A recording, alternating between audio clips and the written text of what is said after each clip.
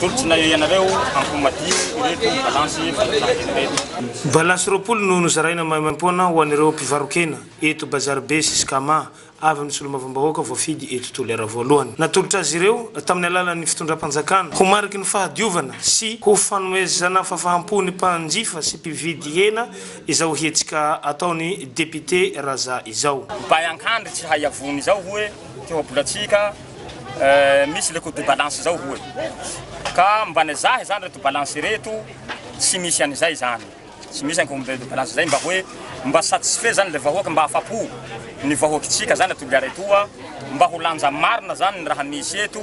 Fisaorana kosa no nasetrin'ny filohan'ny mpivarokena ny fitondram-panjakana raha nahazo ireto fitaovana namarinan-danja ireto.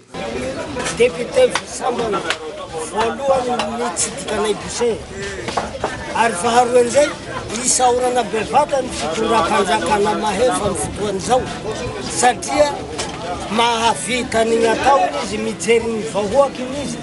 Avy eo dia nitsidika ny fizotry ny asa fanarenana ny trano fivarotan-kena eto Bazary be ity solomavambahoaka ity. Fantatra tamin'izay ary fa afaka 10 andro dia ho vita izao asa izao ka ho azo ampiasaina avy hatrany ity trano ity.